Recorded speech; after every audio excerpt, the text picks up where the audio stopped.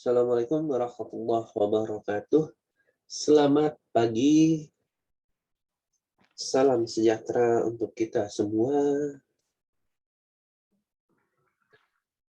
Sebelum kuliah ini kita lanjutkan, marilah kita berdoa. Berdoa dipersilahkan.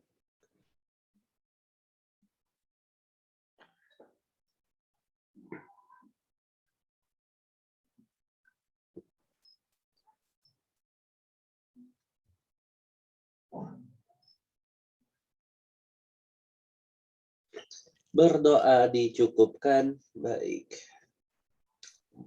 Terima kasih atas kehadirannya.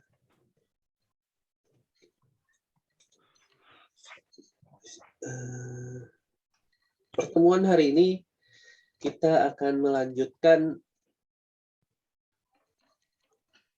semuanya, melanjutkan termokimia yang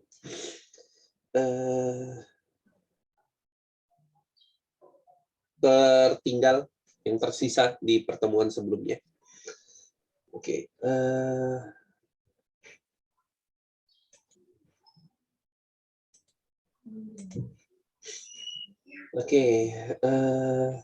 Hari ini kita akan masuk ke bagian terakhir, yaitu kalorimeter, termodinamika pertama, dan perhitungan entalpi.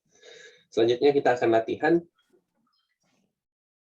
Harusnya selesai hari ini untuk bagian termokimia.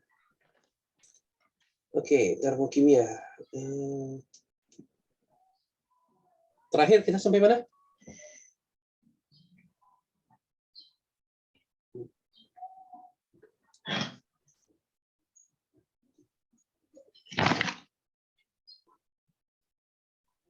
Halo, sampai mana?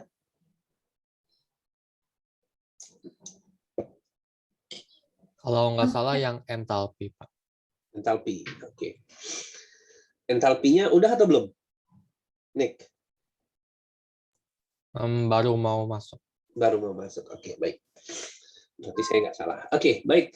Oke, hari ini kita lanjutkan mengenai entalpi. Kita pakai slide yang sama saja, biar ngelanjutin saja gitu ya. Entalpi itu apa? Sebelum itu kita masuk ke bagian ini. Oke, di pertemuan terakhir kita udah bicara tentang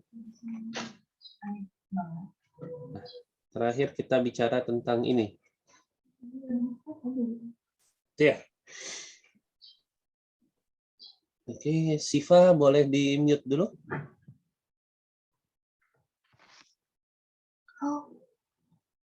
Oke, baik. Terima kasih. Oke, terakhir kita bicara tentang hukum pertama termodinamika. Ini hukum pertama termodinamika gitu ya. Kemudian pada kalorimeter bervolume tetap, atau biasa kita sebut sebagai kalorimeter bom. Nah, jika kita masukkan ke persamaan ini, maka kalor yang kita ukur adalah kalor pada volume tetap, di mana W-nya adalah min P dikali delta V. Karena yang kita gunakan adalah kalorimeter bervolume tetap, di mana delta V-nya sama dengan 0, sehingga bagian dari W ini akan bernilai sama dengan 0. Sehingga pada kalorimeter yang bervolume tetap, kalor yang terukur itu adalah nilai dari perubahan energi dalam. Ya, perubahan energi dalam. Kemudian kalau kita lihat, oke.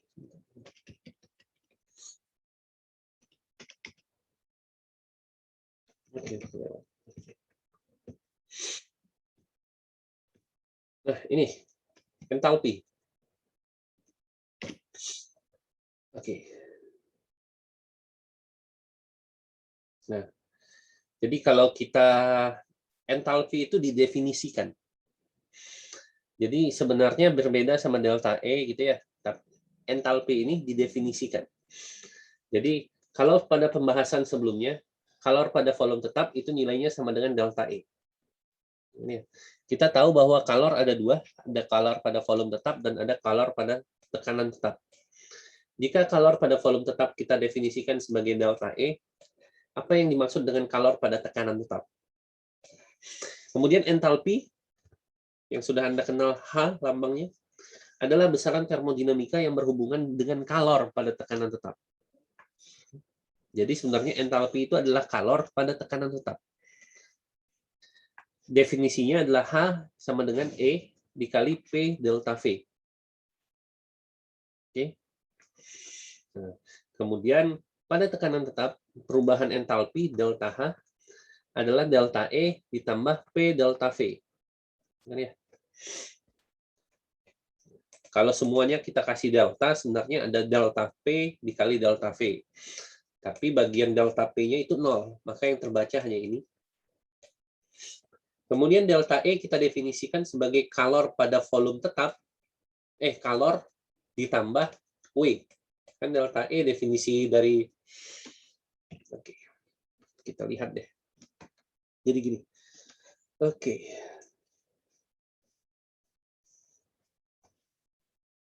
Dia didefinisikan sebagai H sama dengan E ditambah PV. Ya. Kalau kita kasih delta H semua, maka ini delta E, ini ada delta P dikali V ditambah delta P delta V. Karena ini pada kalor pada tekanan tetap, P-nya tetap, maka delta P-nya sama dengan 0. Sehingga nilai ini hilang. Yang kita hasilkan adalah delta H, delta E, P delta V. Ya. Kemudian sesuai hukum pertama termodinamika, delta E itu adalah Q plus W ditambah P delta V. Di mana delta H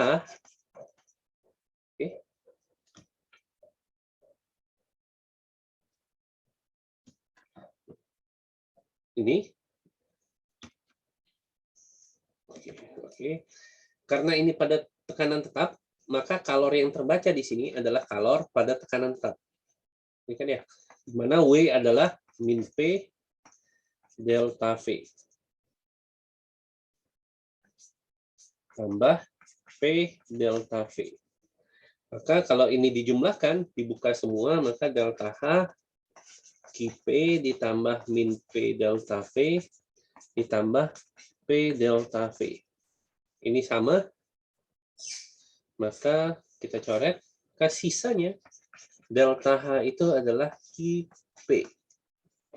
Jadi kalor pada tekanan tetap itu adalah delta H.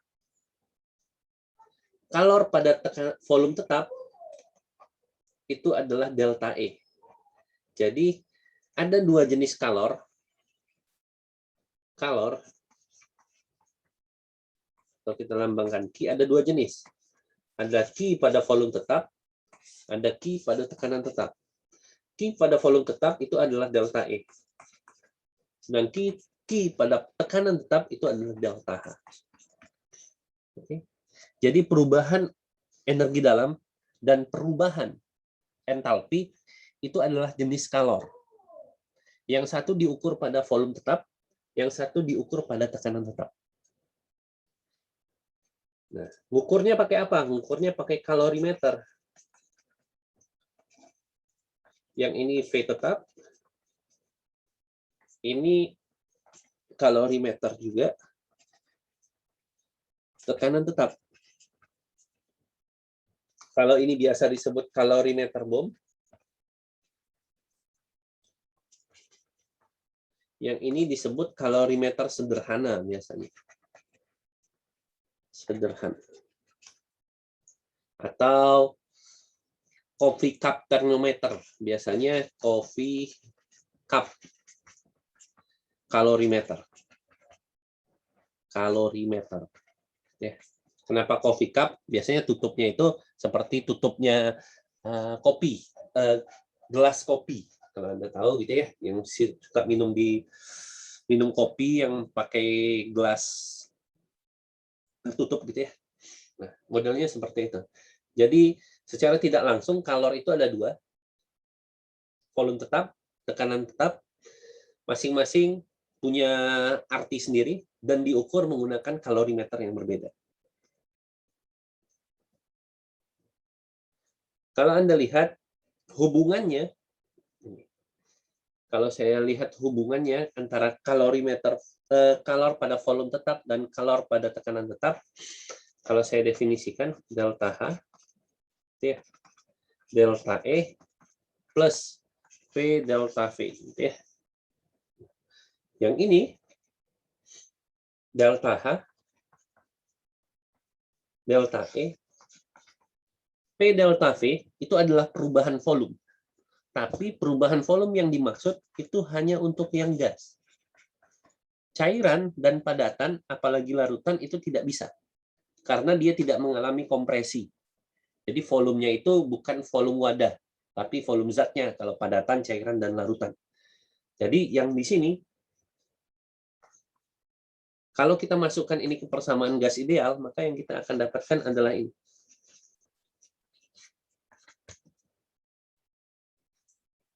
Jadi perbedaan delta H dan delta E terdapat pada perubahan volume.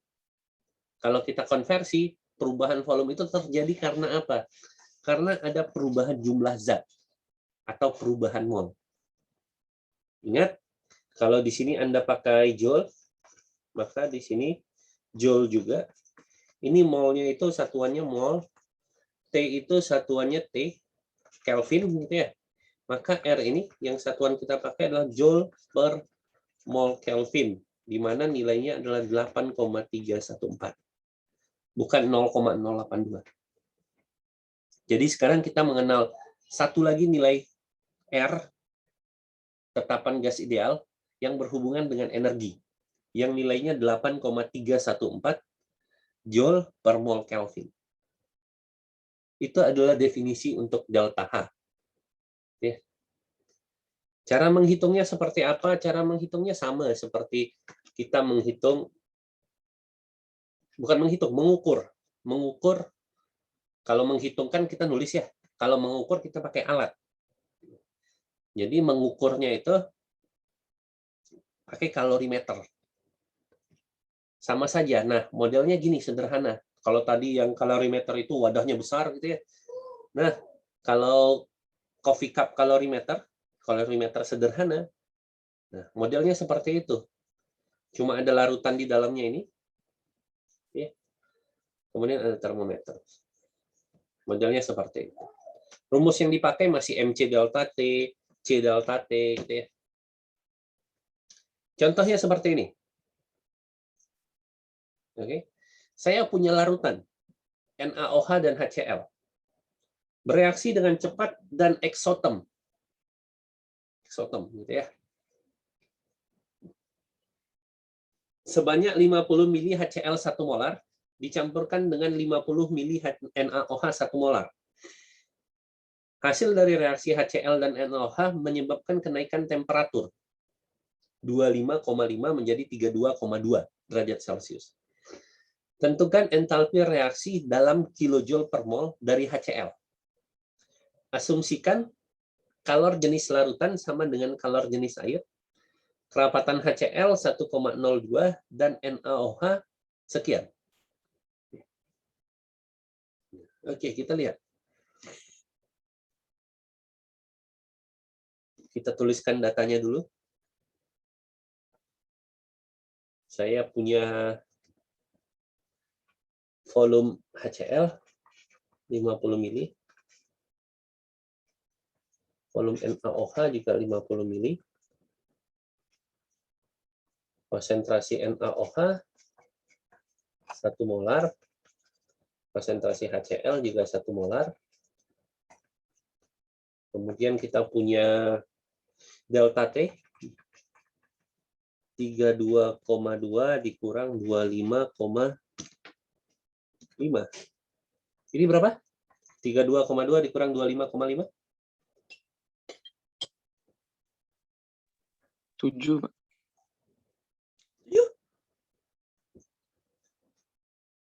25,5 tambah 7, 32,5. 6,7, Pak. 6,7. Oke, 6,7 derajat Celcius. Oke. Nah, kemudian kita punya kalor jenis larutan, S specific heat gitu ya. larutan kita punya sama dengan air 4,184 Joule per gram derajat Celcius. Kemudian kita punya densitas HCl sama densitas NaOH. Yang satu 1,02 gram per mili, yang ini 1,04 gram per mili. Oke. Sekarang kita diminta untuk menentukan delta H. Oke. Tujuan kita adalah delta H. Nah, reaksi gitu ya, per mol HCl. Oke. Nah, kita lihat ceritanya. Saya punya kalorimeter gelas gitu ya. Saya masukkan HCl. Saya masukkan NaOH. Kemudian ditutup. Kemudian diukur, temperaturnya naik. Gitu kan ya? Sekarang kita tentukan dulu. Sistem kita siapa? Sistem kita siapa? Reaksinya. Reaksinya. HCl. Reaksinya. Maka kita harus nulisin reaksinya gitu ya. Reaksinya adalah ada HCl ditambah NaOH menghasilkan NaCl H2O. H2O. Udah setara? Udah. Sudah. Sudah, Pak. Oke, sekarang kita lihat. Pakai mula reaksi sisa. Yang HCl berapa mol? Mol HCl? 50 milimol. 50 mili dikali 1 molar. Gitu ya? 50 milimol. NaOH? Volumenya ini, konsentrasinya ini. Sama ya? 50 milimol juga ya? Oke, sekarang kita punya 50 milimol. Ini juga 50 milimol. Ini belum ada, ini belum ada. Yang habis ya, Pak? Dua-duanya habis ya, Pak? Dua-duanya habis. Oke, minus 50, ini habis. 50 ini habis. Ini plus 50, plus 50. 50 milimol, ini 50 milimol. Kenapa ini harus dihitung? Karena di soal yang dia minta itu adalah entalpi reaksi per kilojoule per mol HCl. Maka kita harus tahu mol HCl yang habis bereaksi. Jadi di sini kita tahu bahwa untuk eksperimen ini yang menaikkan temperatur sebesar 6,7 derajat Celcius itu hanya untuk 50 milimol HCl atau 0,05 mol HCl. Ya, jadi reaksi ini hanya melibatkan 0,05 mol HCl. Ya. 6,7. Kalau mol HCl-nya berubah, ya bisa saja delta T-nya berubah. Ya. Nah, kalau udah ini, selanjutnya baru kita lihat apa yang terjadi dengan kalorimeternya. Ya. Nah, ketika kita menentukan reaksinya itu adalah ini, ya, adalah reaksi, sistemnya adalah reaksi, maka semua di luar reaksi itu adalah lingkungan.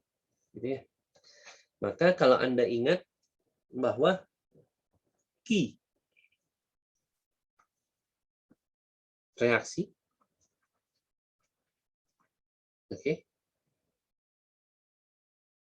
Q reaksi harus sama dengan Q lingkungan. Kita hanya bicara jumlahnya, gitu ya. Jadi kalori yang dilepas harus sama dengan kalori yang diterima. Jadi atau gini, intinya bahwa sebentar, ada yang miss di saya, sebentar, ada yang hilang. Reaksi menghasilkan panas panas yang dihasilkan digunakan untuk menaikkan temperatur, di mana yang mengukur temperatur itu adalah termometer yang merupakan lingkungan, gitu ya. Jadi kita bisa tahu Q lingkungannya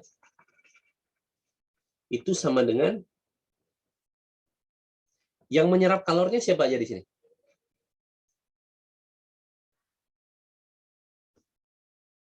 Apa saja? Di soal, kita lihat soalnya deh. Nih, soalnya.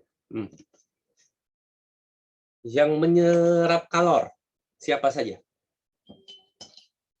Kalorimeternya Kalorimeter, tahu dari mana? Suhunya naik, Pak. Suhunya naik, oke. Oke, itu termometernya gitu ya.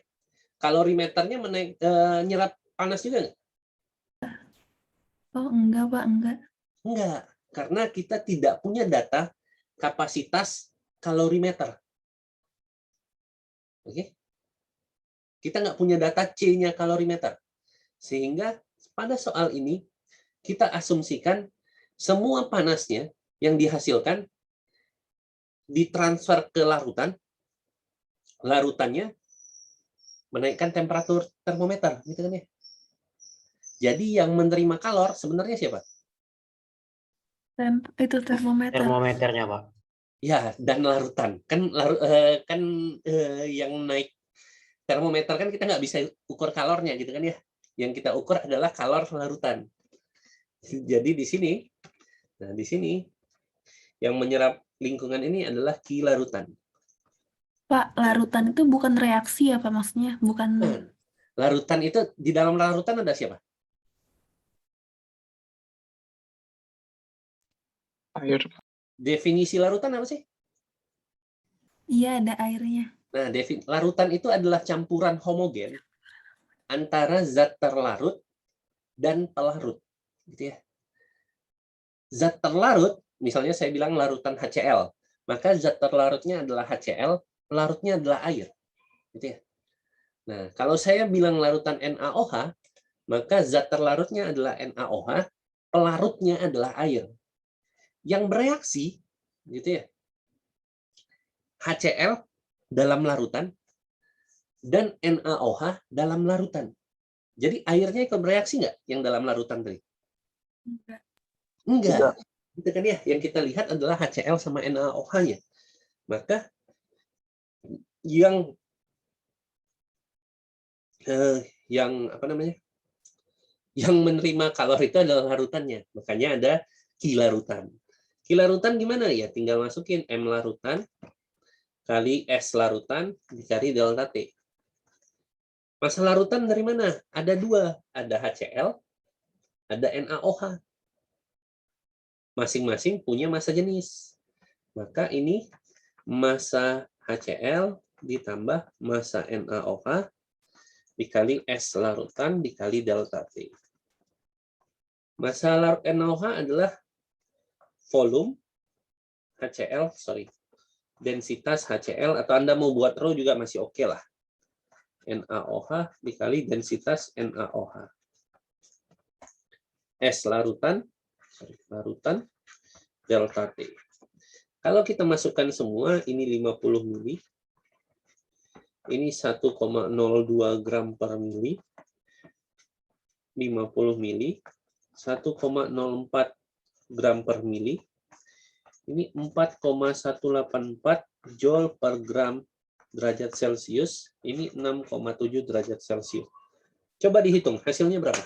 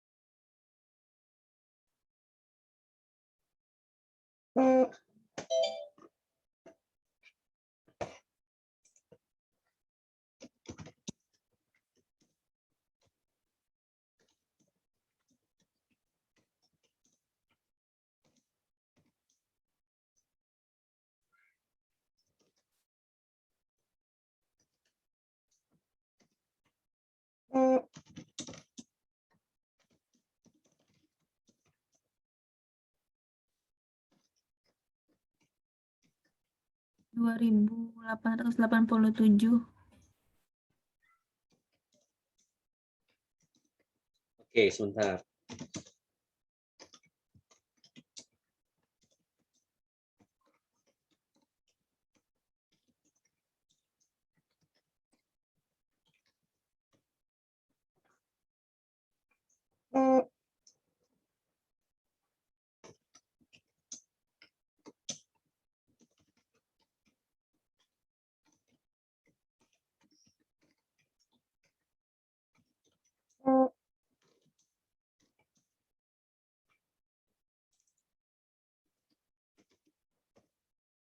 Dua ratus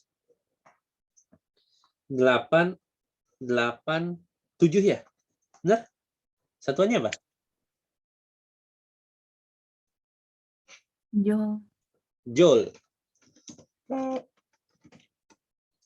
Joule. Oke. Ini adalah key lingkungan, gitu ya. Key sistemnya berapa?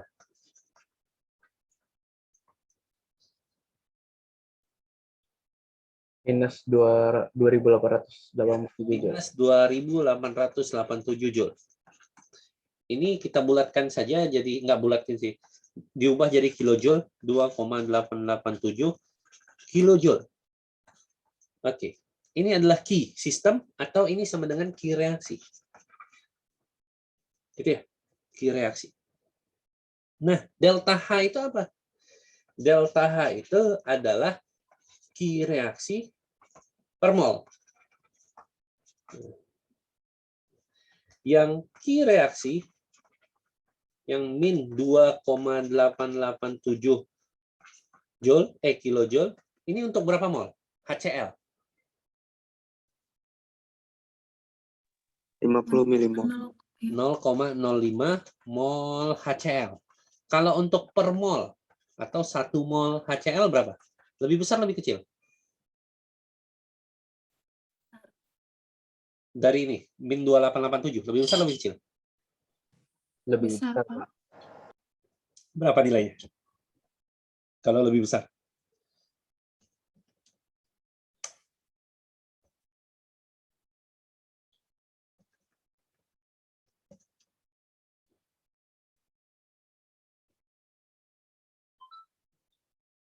Hmm. 57,74 ya, Pak? Positif, negatif? Negatif, berarti lebih kecil. Min lebih besar. Min itu kan nunjukin dia keluar doang. Ya, Oh, nah alah, iya, ini Pak. yang lebih besar. Nah, key reaksi. Nah, key reaksi per 1 mol ini, itu yang kita sebut sebagai delta H. Jadi, kalau saya masukin min 2887 kilojoule per 0,05 mol HCl, maka ini akan dapat 57,74 kilojoule per mol. Ini yang kita sebut sebagai delta H. Oke, ini delta H.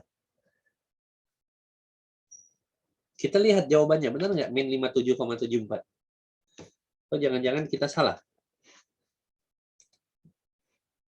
Ya, sekitar segitu ya. Kalau dibulatkan jadi min 58. Prinsipnya sama. Ini bukan kikal ya, ini ki larutan, bukan kikal, ki larutan. Jadi prinsipnya seperti itu. Jadi Anda tentukan dulu sistemnya siapa, ya. Baru bisa menentukan ngitung-ngitungnya. Secara keseluruhan, mungkin 80%-nya adalah matematik. Hanya 20% awal di mana Anda menentukan sistem, lingkungan, itu adalah kimia. Gitu ya. Sisanya itu matematika. Jadi kadang kimianya sudah benar, tetapi hitungannya itu bisa jadi salah ketika Anda masukkan. Gitu ya. Oke, sampai di sini. Ini adalah delta H. Ada yang mau ditanyakan? Pak, saya mau bertanya, Pak. Silakan. Jadi, kenapa ya Pak yang delta H-nya dibaginya sama mol HCl? Masih kurang paham saya di situ. Oke, karena soalnya minta itu.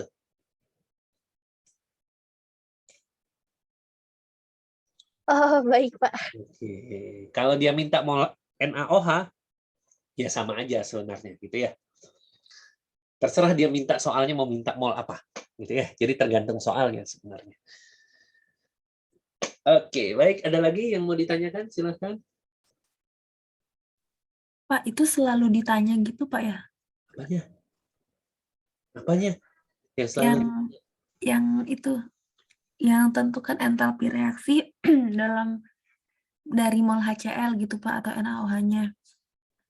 bisa yang lain Jadi ditanya. Bisa yang lain ditanya. Misalnya, saya balik. Yang saya tanya adalah perubahan temperatur atau temperatur akhir. Saya kasih data entalpi. Terus ditanya baliknya, berapakah temperatur akhir dari kalorimeter? Bisa-bisa aja sebenarnya. Jadi tergantung apa yang mau ditanya. Jadi dari satu soal ini, kalau mau dimodifikasi, apa yang diketahui, apa yang ditanya, itu bisa-bisa aja. Tidak harus selalu perubahan entalpi yang ditanyakan. Oke, jadi bisa berubah.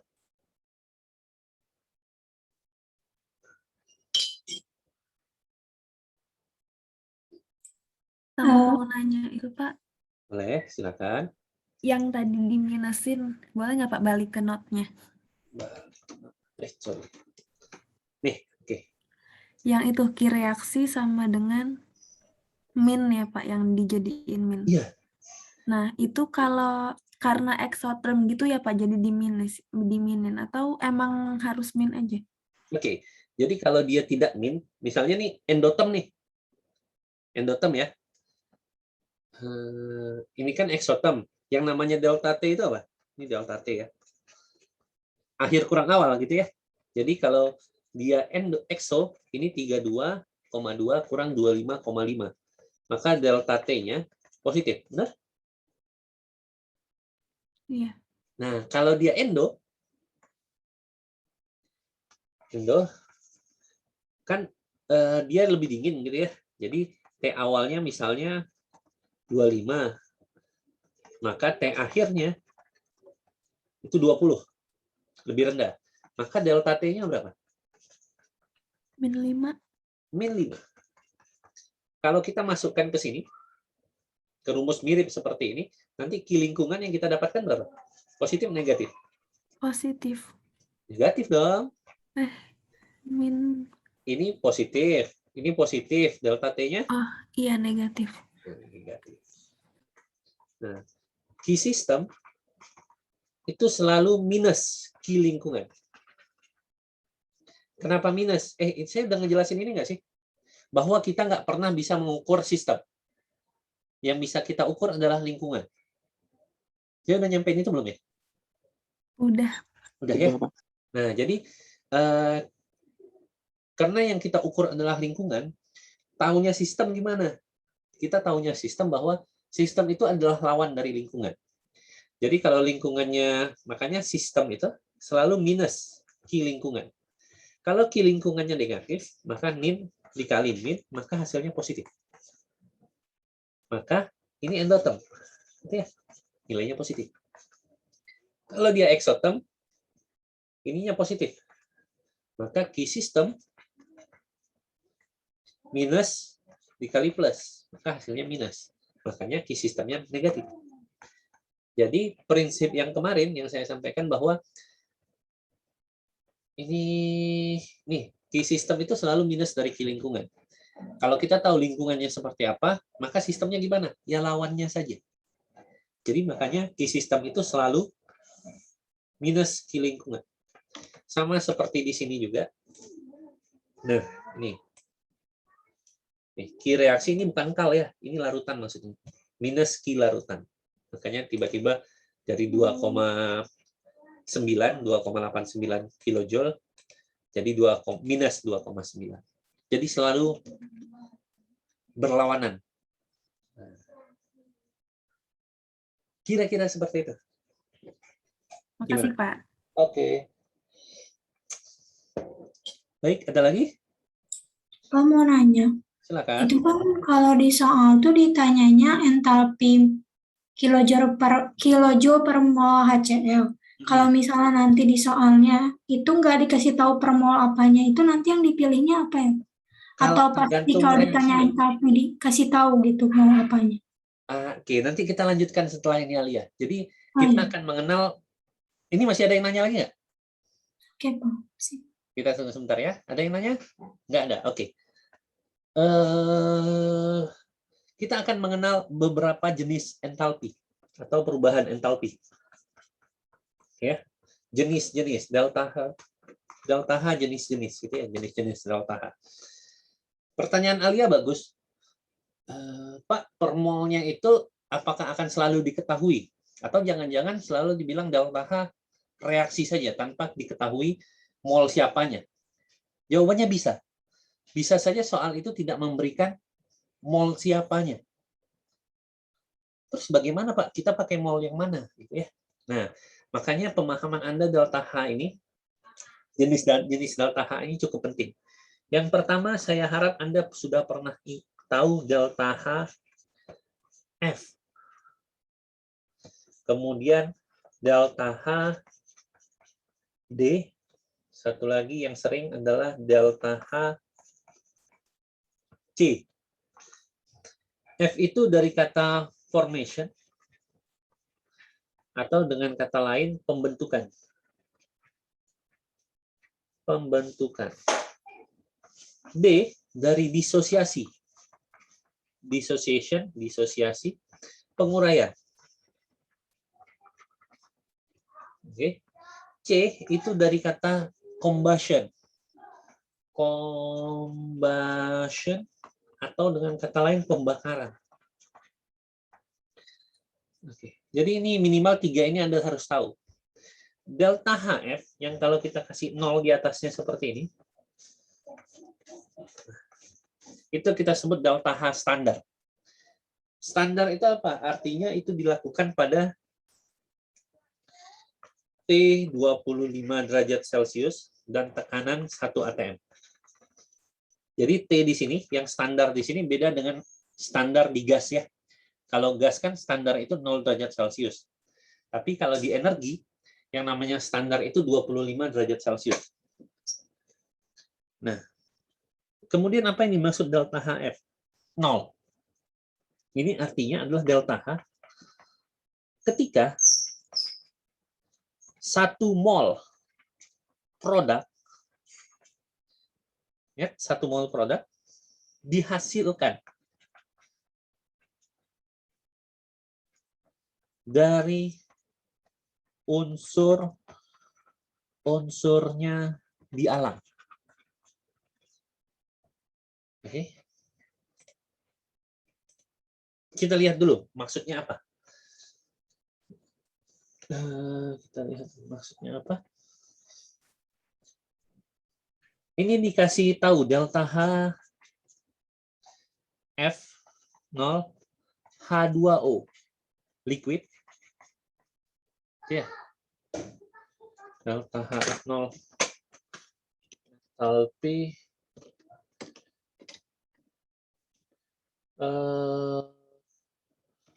change formation for H2O liquid. Min 292,8 lah. 292,8. What is enthalpy? Min 285,8. 285,8. Oke. Sorry. Min 285,8 kilojoule per mol. Oke. Saya punya reaksi. Ada yang pertama nih. Ada H.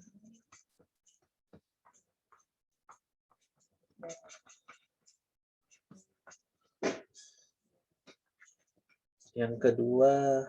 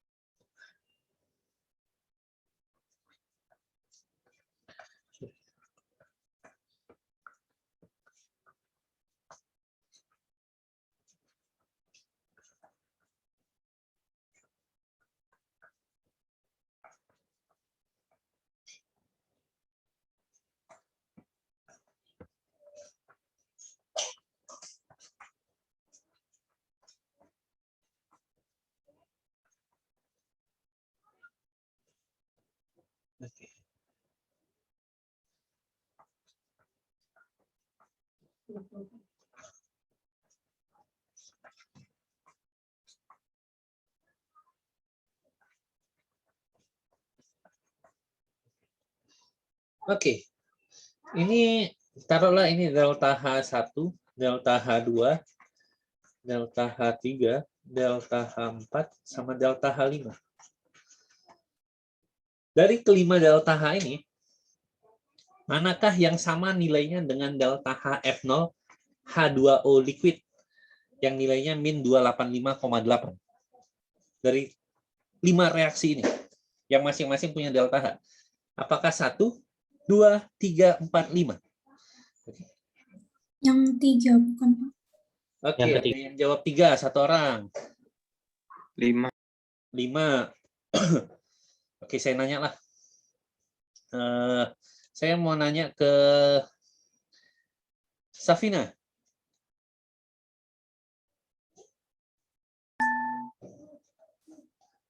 Yang 5, oke.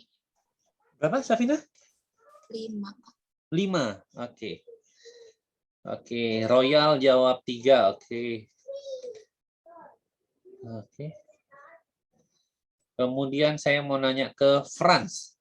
Franz Warih. Yang 5. 5, oke, 5. Masih banyak 5. Kanami Karisa. Kanami Karisa. Iya, Pak. Ya, yang mana? 1, 2, 3, 4, 5?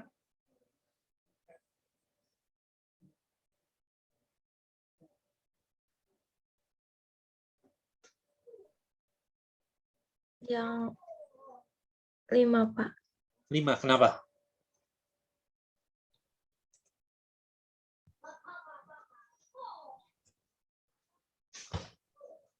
Kenapa?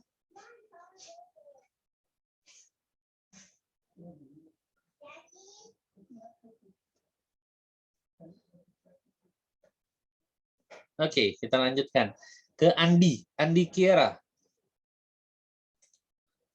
Iya, Pak. Ya. Yang mana jawabannya? 1, 2, 3, 4, 5.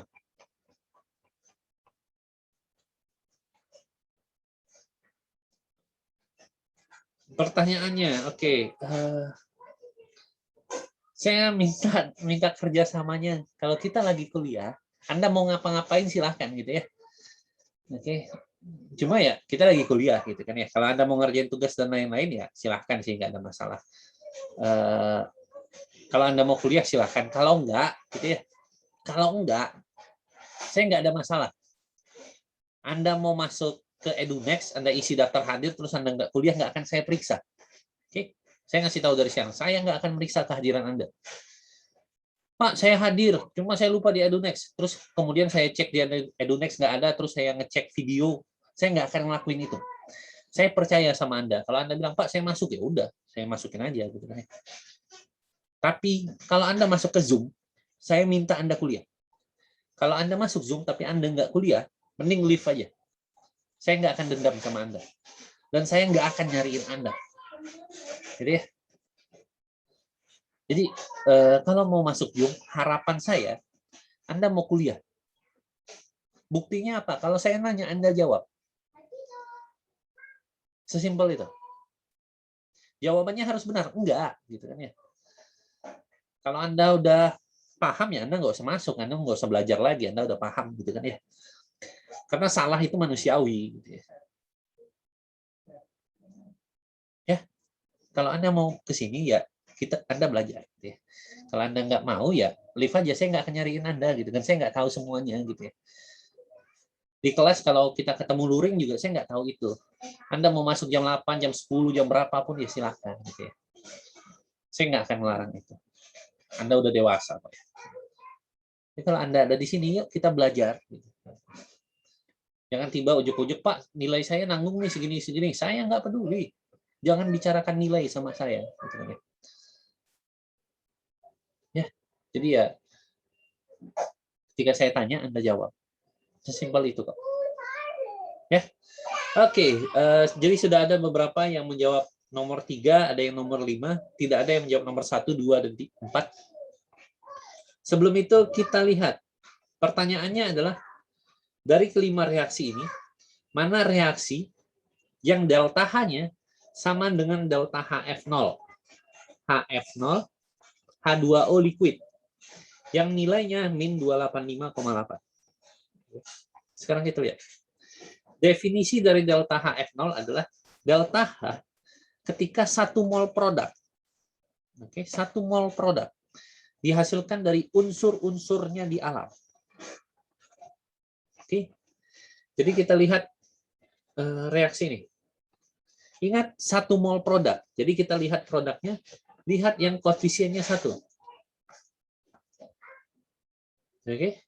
Maka yang koefisiennya selain 1, maka itu salah. Ini 2, maka bukan ini reaksinya. Ini 2, maka ini bukan reaksinya. Maka reaksi 2 dan 5 itu bukan reaksi yang delta H-nya sama dengan delta HF0. Kenapa, Pak? Karena produknya harus 1 mol. Koefisiennya harus 1. Makanya 2 dan 5 gagal. Sekarang 1 mol udah. Sekarang kita lihat unsur-unsurnya di alam.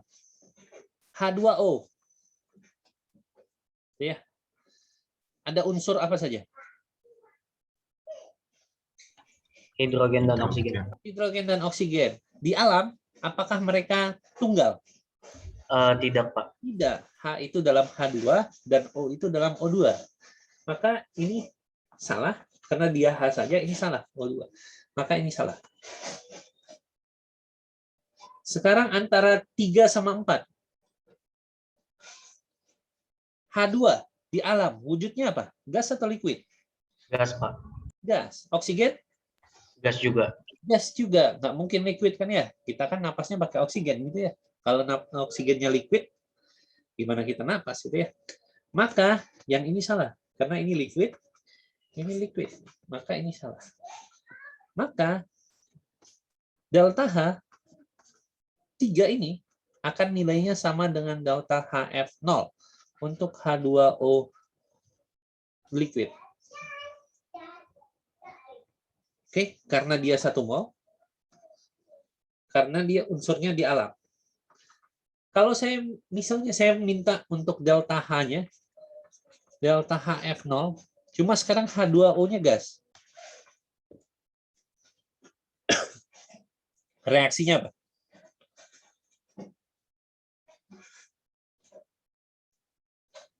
Reaksinya apa?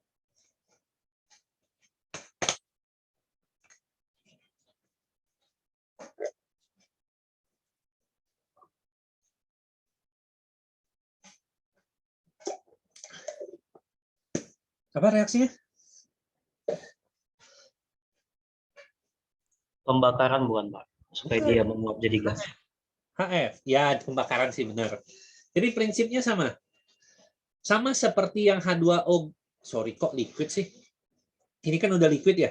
Sekarang gas. Maka reaksinya sama seperti tadi. H2 gas ditambah O2 gas menghasilkan H2O gas. Ininya 1, ininya 1, maka ini jadi setengah. Bedanya antara delta HF H2O liquid sama H2O gas itu hanya bedanya di produknya saja. Di sininya saja yang beda. Di sininya beda. Ininya sama pasti. Ini sama, setengah O2 juga, setengah O2 juga. H2O-nya juga 1, H2O-nya juga 1, cuma fasanya berbeda. Di termokimia, fasa itu penting. Ya. Berbeda fasa, maka delta H-nya akan berbeda.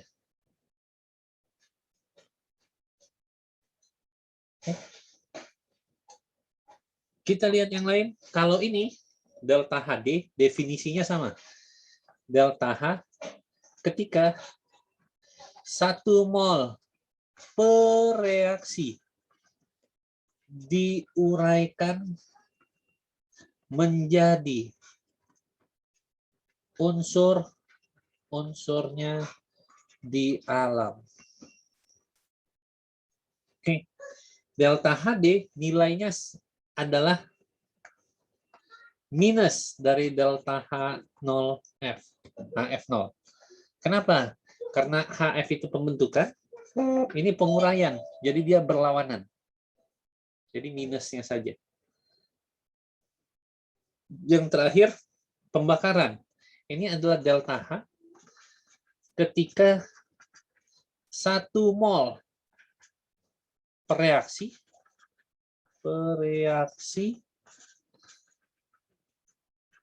dibakar. Atau dengan kata lain direaksikan dengan O2. Itu kita sebut sebagai reaksi pembakaran. Jadi minimal Anda tahu 3 jenis ini. Oke. Reaksinya nanti kita coba lihat di latihan.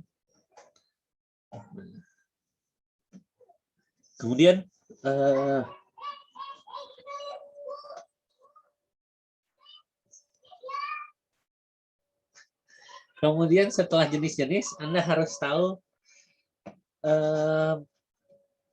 modifikasi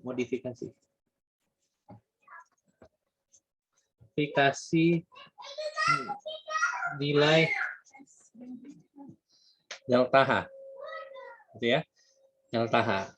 Misalnya saya punya reaksi nih, A jadi B, delta H-nya 10, positif 10 kilojoule. Kalau reaksinya saya balik jadi B jadi A, delta H-nya berapa? Min 10 kilojoule. Min 10. Jadi kalau reaksinya dibalik, delta H-nya berubah tanda. Ya. Misalnya reaksinya saya kali 3A jadi 3B. Delta H-nya berapa?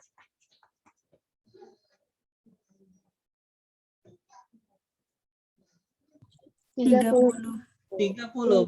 Tinggal dikali 3 gitu ya. 30. Jadi kalau reaksinya dikali koefisiennya, maka delta H-nya juga harus dikali. Oke. Kalau saya punya A jadi C, gitu. Delta H-nya min 5 kilojoule, maka B jadi C berapa?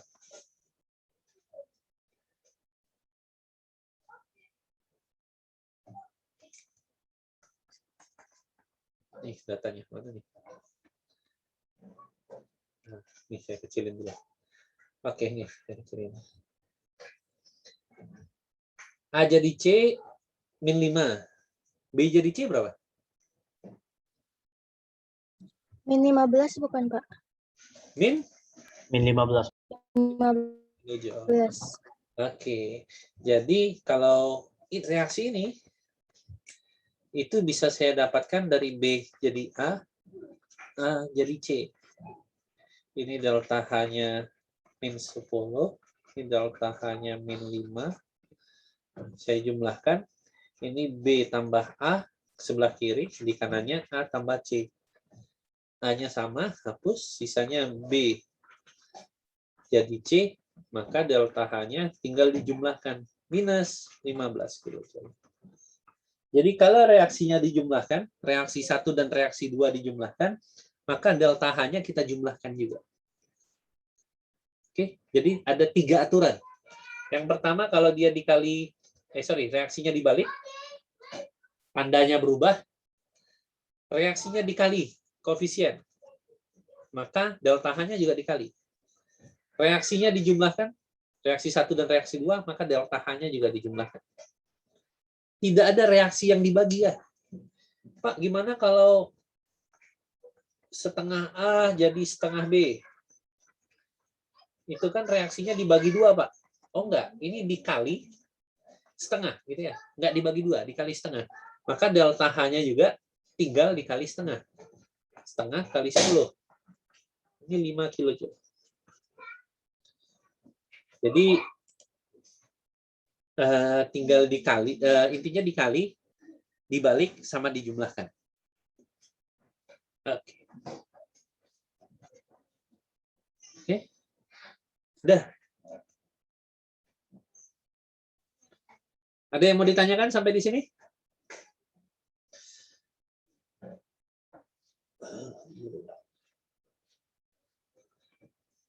Oke, kalau tidak ada kita ke bagian selanjutnya. Bagaimana menghitung delta H? Cara menghitung delta H reaksi. Oke. Caranya ada 4. 1, 2, 3, 4. Yang pertama, ngitungnya dari data eksperimen kalorimeter. Contohnya yang mana? Contohnya yang ini. Nah, ini. Nah, ini nih. Ini adalah cara menghitung delta H reaksi. Oke. Menghitung delta H reaksi dari data kalorimeter. Jadi kita punya massa, punya delta T, dan lain sebagainya. Dari situ, kita bisa punya delta H reaksi. Oke. Yang kedua kita pakai hukum Hess. Masih ingat hukum Hess itu apa? Ada yang masih ingat?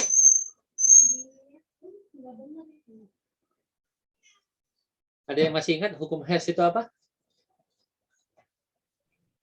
Entalpi cell sama dengan entalpi yang kedua kurang entalpi 1 ya. Oke. Jadi mirip seperti itu. Terima kasih, Viviani. Bahwa kata Hess, bahwa entalpi itu adalah fungsi keadaan, di mana dia tidak peduli jalannya kemana. Dia hanya peduli akhirnya apa, awalnya apa. Maksudnya apa? Maksudnya ini nih. Ini yang kita lakukan tadi. Ini adalah penggunaan hukum Hess. Maksudnya, nah, jadi gini. Kalau saya jumlahkan ini, ketika saya mau B berubah jadi C, ataukah B-nya mau berubah jadi A dulu, baru A berubah jadi C. Kalau ini delta hanya minus 15, maka ini min 10, ini min 5. Jadi, dari B, kalau dia mau ke C, mau langsung saja, atau dia mau muter dulu, delta H-nya harus sama. Itu yang kita sebut sebagai hukum Hess. Asal awal dan akhirnya sama, maka delta H-nya harus sama. Tidak peduli dia mau lewat jalur mana.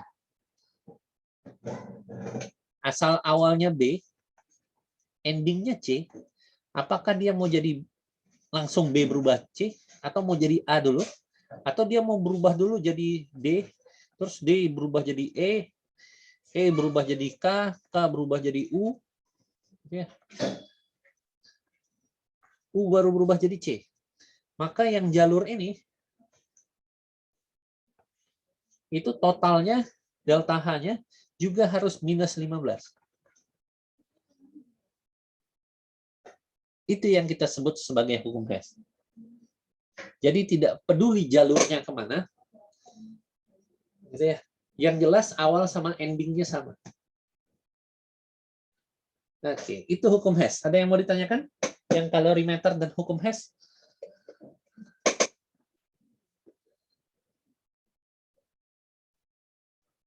Oke, tidak ada.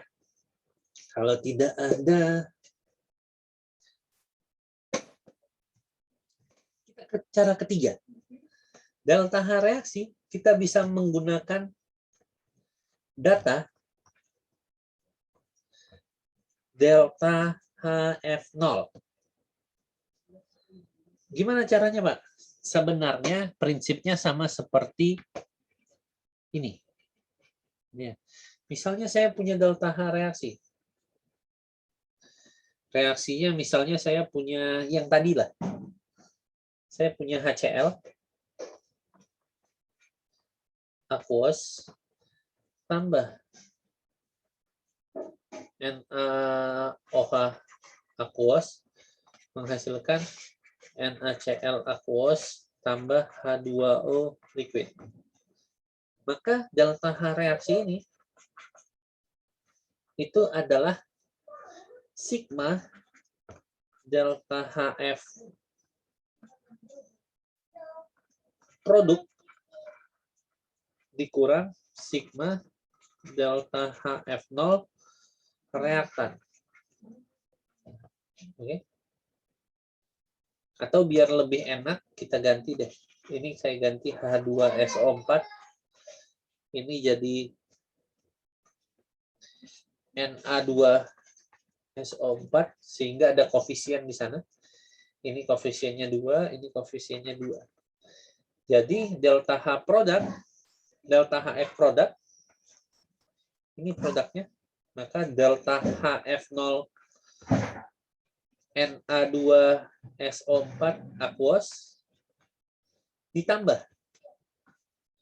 2 dikali delta HF0 H2O liquid tutup kurung dikurang reaksi. Reaksinya ada delta HF0 H2SO4 aqueous ditambah 2 kali delta HF0 NaOH aqueous. Oke. Nah, dari itu kita bisa dapatkan delta H reaksi. Untuk menggunakan cara ketiga, cara ini, Anda harus punya data ini semua. Oke.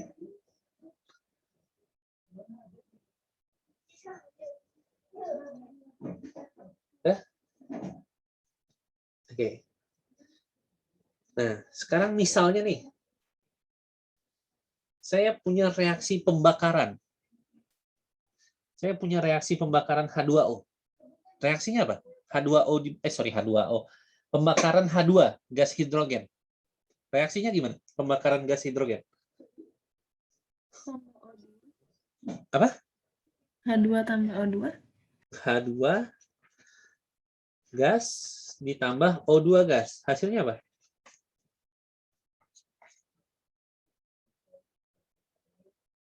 Ya, hasilnya air ya. Hasilnya air. Liquid. Udah setara belum? Belum. Setengah ya. Kenapa setengah? Kan yang dibakar H2. Maka mol H2-nya harus 1. Oke. Kalau saya pakai delta H reaksi. H reaksi yang pakai delta HF. Maka nulisnya gimana?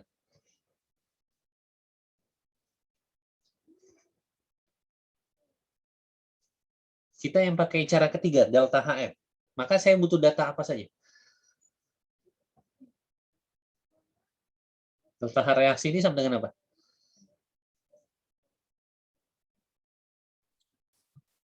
Delta HF H2O dikurang delta HF H2 plus setengah delta HF. Liquid ya? Dikurang dalam kurung delta HF H2 gas ditambah setengah delta HF O2 gas. Oke, terima kasih. Oke, itu gitu ya. Nah, sekarang kita lihat. H2. H2 kan unsur ya. Di alam H2 wujudnya apa? Di alam H2. Kalau saya mau buat reaksi pembentukan H2. H2 gas. Saya mau buat delta HF-nya H2. Maka saya harus punya reaksinya. Maka yang dibentuk harus 1 mol. Benar? Dan dibentuk oleh unsurnya di alam. Ini harus 1 mol gitu ya. Unsurnya di alam H2 apa? Unsurnya.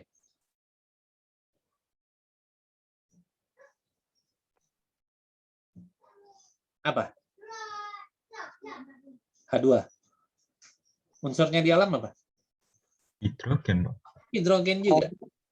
H saja H2 juga. H2 juga. Kan hidrogen wujudnya di alam H2 kan ya? Gas juga, 1. Ini sama barangnya. delta HF-nya nilainya berapa? 0.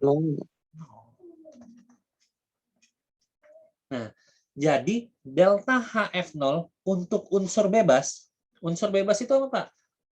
H2,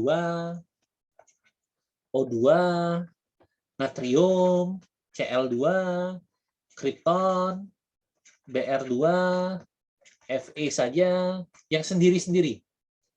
Delta HF-nya itu sama dengan 0.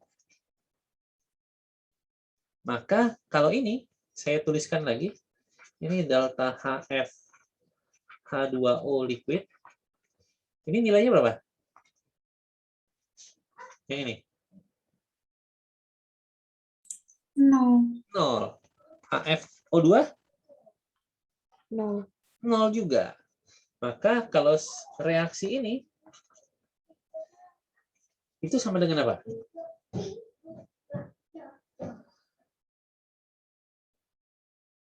Sama dengan delta HF0 H2O liquid. Benar? Kalau kita lihat persamaan ini? Benar.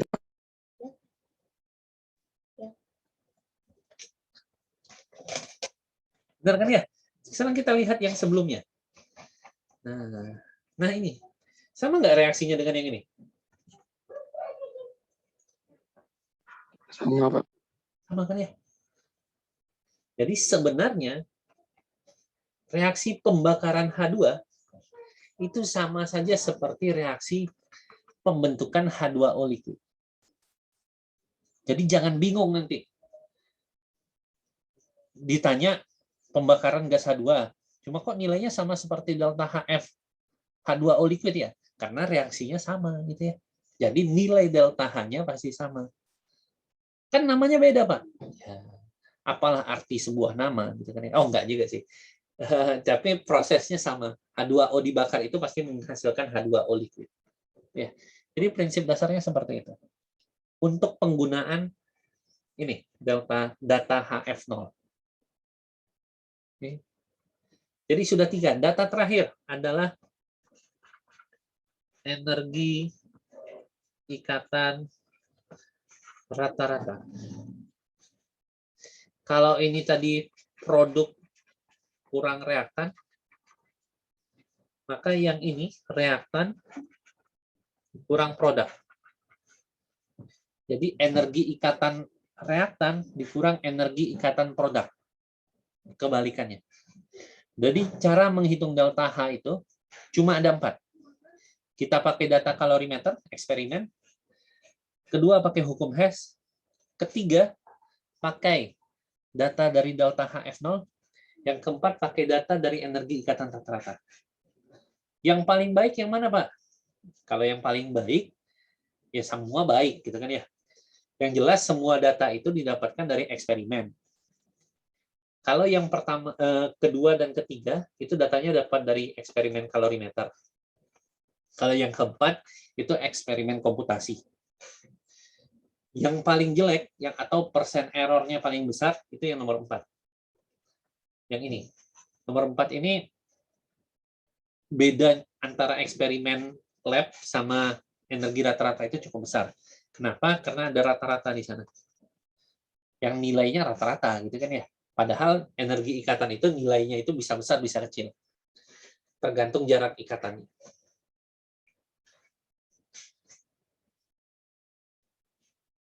Oke. Jadi, untuk ini, cara menghitung delta H itu ada 4. Cuma ada 4. Bisa yang lain, itu mah cuma pengembangan dari 4 ini saja. Oke. Kita lihat lagi. Energi dan stoichiometry, hukum Hess. Bond. Nah, ini ada ikatan, energi ikatan. Nanti kita lihat saja. Ini nanti kita lihat di soal saja. Oke, termokimia kita sudah habis. Silakan kalau ada yang mau ditanyakan. 19.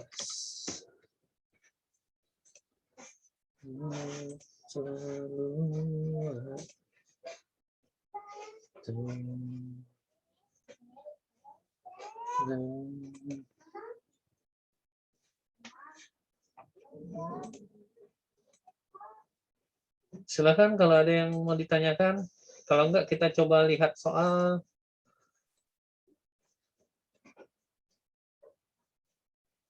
Mana soalnya tapi?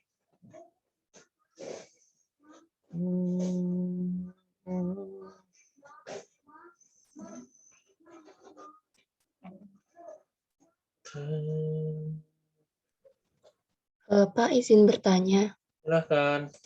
Tadi itu kan key reaksi, key system sama dengan min key lingkungan. Nah itu kalau misalkan key system dijumlahkan dengan key lingkungan, apakah selalu nol atau tidak? Selalu. Karena energi itu tidak bisa diciptakan dan tidak bisa dimusnahkan. Jadi key universe, jadi energi alam itu selalu sama. Nilainya 0. Jadi kalau ada yang melepas, harus ada yang menerima. Selalu seperti itu. Jadi kita jumlahin aja.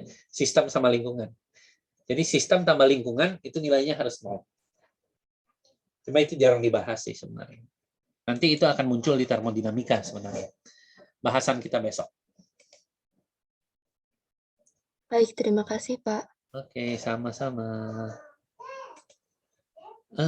Kita lihat soal deh. Kidas 1A. Kok kidasnya gini semua ya?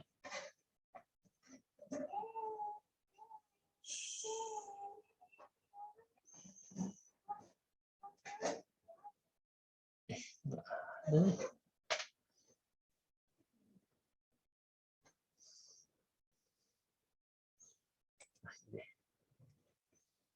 Oke, kita lihat di sini. Selalu. Oke, ini menarik. Preview. Kelihatan? Oke, coba diperhatikan. Kemudian dikerjakan. Perhatikan diagram reaksi berikut yang terjadi pada keadaan standar. Pernyataan berikut yang benar adalah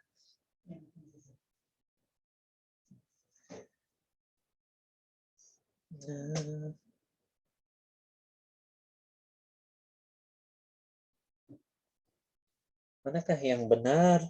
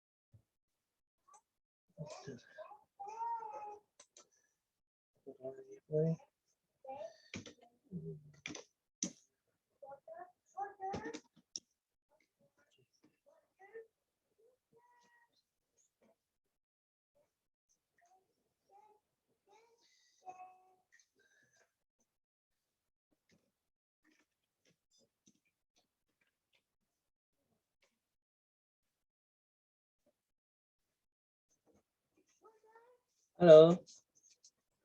Wow. Lagi kerja.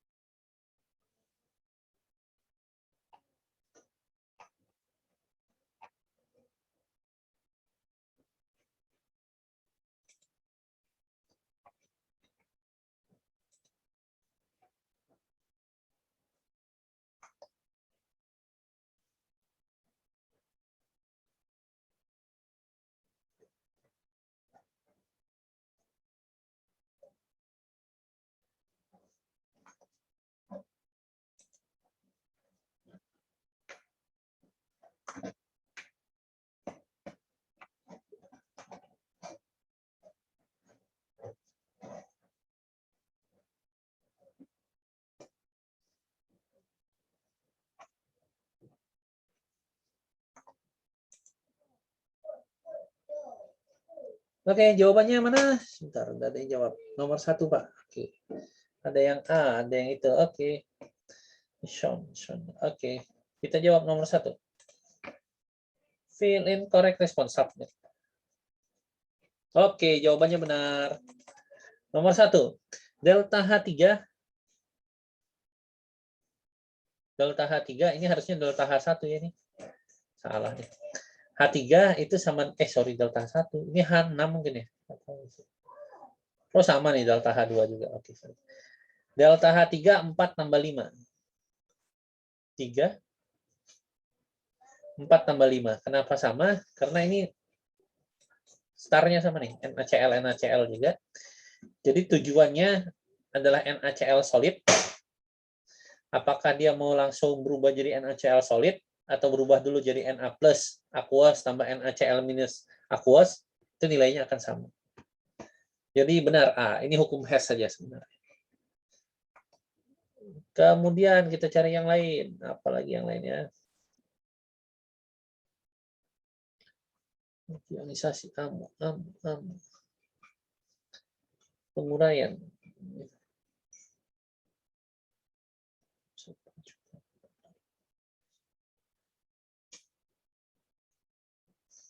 Enggak ada nih.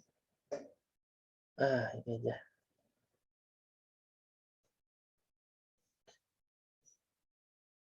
Sama saja. Preview. Oke. Silakan dikerjakan. Yang lama-lama. Pembakaran gas metana. Dan entalpi pembentukan ozon.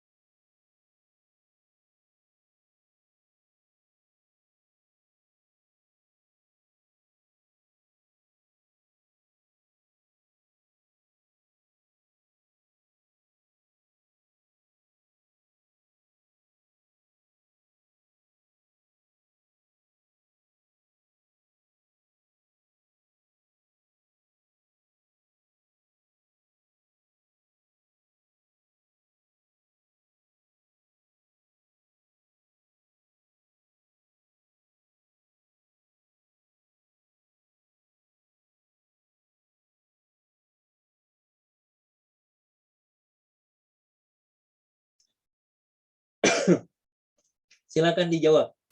Kalian punya jawaban? Masih bingung?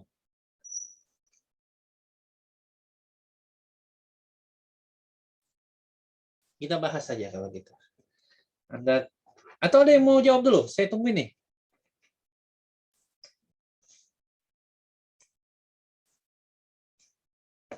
Gimana?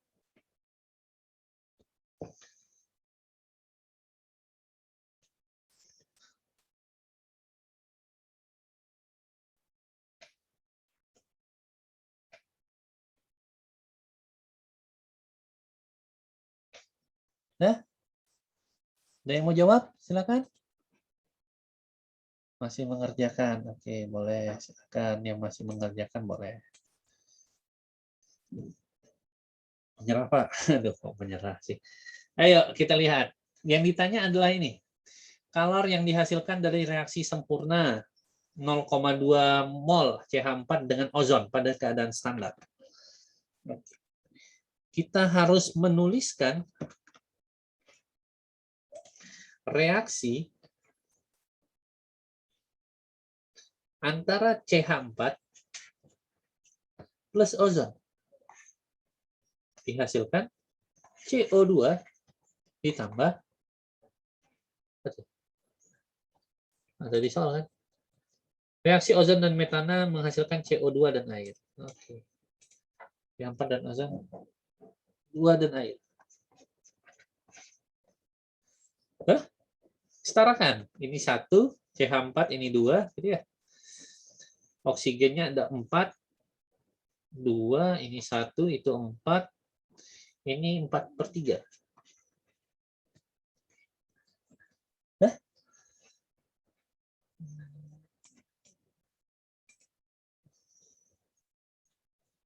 Oke. Sekarang diminta delta H reaksi untuk 2 mol ini. Maka kita harus buat delta H reaksi nih.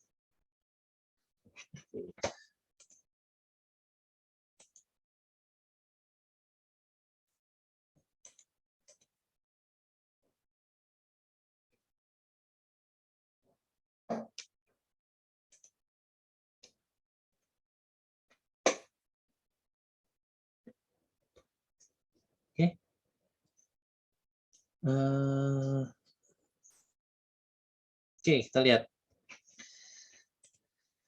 Dari data, dikasih tahu ini entalpi pembakaran CH4, terus entalpi pembentukan standar ozon. Ya udah, kita buat saja pembakaran CH4. CH4 ditambah oksigen menghasilkan CO2 tambah H2O. Ya, ini 2, ini 2. Selesai. Delta H ini itu sama dengan min 890,5. Min 890,5. Ya. Nah. Kemudian dikasih tahu lagi delta HF ozon O3. Kita buat reaksinya saja. Kenapa nggak pakai cara yang ketiga, Pak? Karena reaksi yang pertama yang kita peroleh itu bukan delta HF. Maka lebih baik data delta HF kita buat reaksinya. Maka ini O3. Jadi awalnya dia dari O2. Ini 3/2. Delta H-nya 1/3. 1/3. Oke. Nah, kita punya 2 reaksi nih. Reaksi pertama dan reaksi kedua. Oke. Nah, reaksi pertama dan reaksi kedua.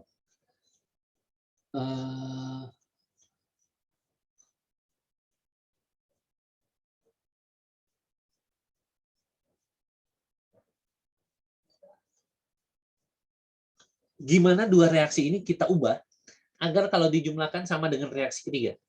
Apa yang harus kita lakukan? Yang persamaan keduanya ditukar gitu Pak, jadi 0,n O3 jadi 3/2 O2. Delta H-nya sama dengan? Min 1/3. 143. Jadi ini kita hapus ya. Maka reaksi, taruhlah reaksi 4 ini. Kita jumlahkan reaksi 1 dan 4. Gitu? Terus itu apa sih? Koefisiennya disamain dulu gitu. Oke, kita mau nyoret O2-nya gitu ya. Di Ya. sini O2-nya ada 2, di sini 3/2. Caranya gimana? Dikali 4/3. Dikali 4/3. Oke, maka ini dikali 4/3. Ini dikali 4/3. Ini juga dikali 4/3. Ini habis, sisanya 2. Kita jumlahkan, maka ini sama, maka sisanya CH4 tambah 4/3 O3, gitu? CO2 tambah 2H2O. Delta H-nya berapa sekarang? Min 890,5 ditambah minus 143 kali 4/3. Gitu ya?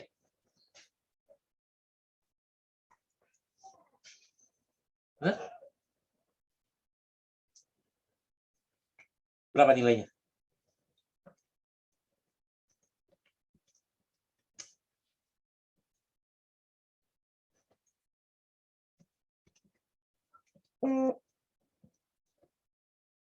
Min 1081.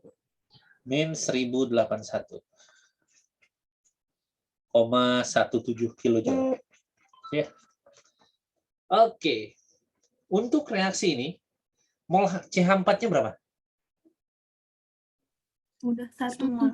1 mol, benar. Jadi, untuk 1 mol CH4 min 081,17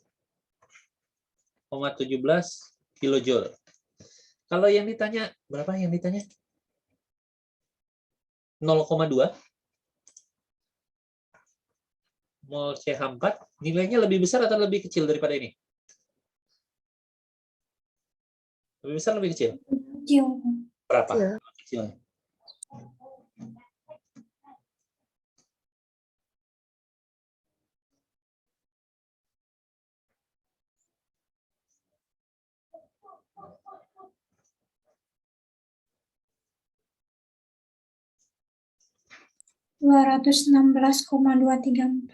Positif, negatif?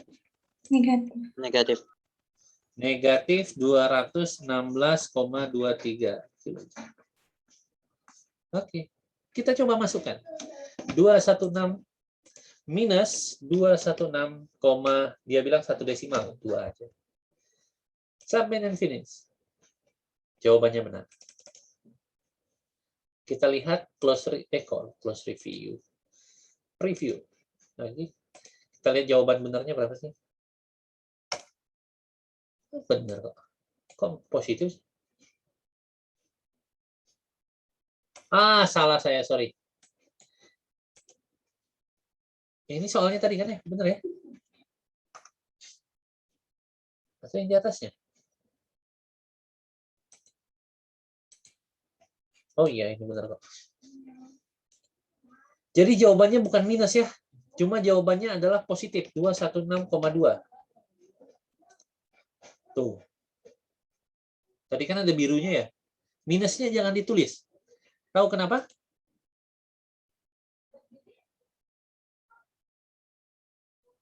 Kalori yang dihasilkan ya Pak. Nah, di sini yang ditanya kalori yang dihasilkan, bukan entalpi ya. Jadi yang ditanya angkanya saja. Kalori yang dihasilkan, karena dia sudah menuliskan dihasilkan, maka pasti negatif. Gitu ya.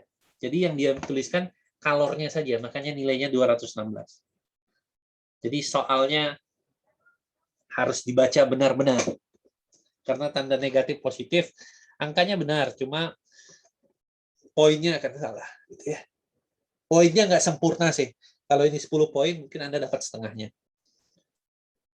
Oke. Hari ini kita cukupkan sampai di sini. Jadi gini, materi kita masih ada termodinamika. Pertemuan kita sampai ujian itu ada Jumat ini. Senin depan, Kamis depan, dan Jumat depan. Rencananya besok sama Senin saya mau bahas termodinamika. Kamis sama Jumat kita bahas latihan, soal latihan. 2 hari untuk latihan.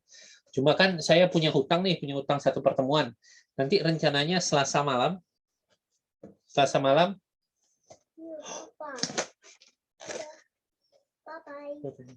Jadi Selasa malam kita mau ngadain tutorial nih. Tapi tutorialnya nggak wajib. Yang sempat aja. Yang mau bahas-bahas soal, kita ada kelas Selasa malam. Jadi nggak wajib. Cuma nanti saya kabari lagi. Oke ya? Sampai di sini dulu. Ada yang mau ditanyakan? Silakan.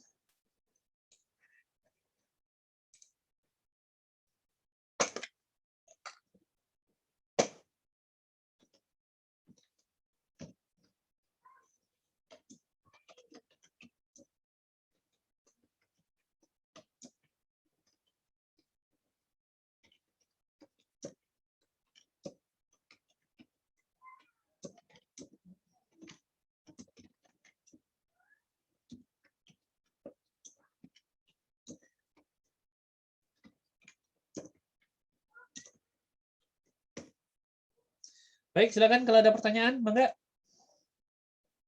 Kalau tidak ada, kita cukupkan sampai di sini.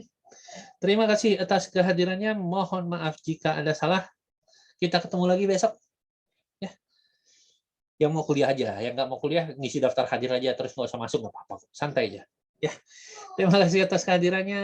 Mohon maaf jika ada yang salah. Selamat melanjutkan aktivitas, sehat-sehat selalu. Selamat pagi. Assalamualaikum warahmatullahi wabarakatuh. Waalaikumsalam.